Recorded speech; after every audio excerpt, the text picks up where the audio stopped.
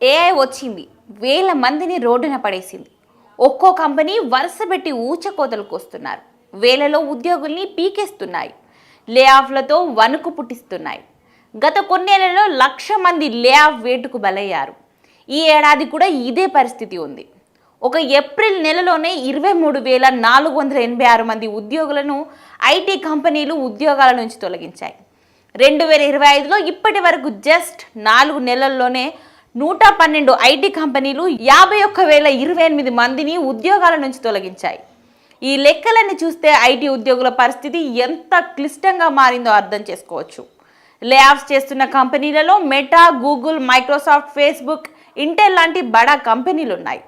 మార్చి నెలాఖరు వరకు ఈ లే ఆఫ్స్ కారణంగా 27,000 మంది ఉద్యోగులు జాబ్స్ కోల్పోయారు. ఎప్పటి నుంచో ఉన్న కంపెనీలు మాత్రమే కాదు, స్టార్టప్స్, ఐటీ కంపెనీలు కూడా ఉద్యోగులను తొలగిస్తున్నాయి.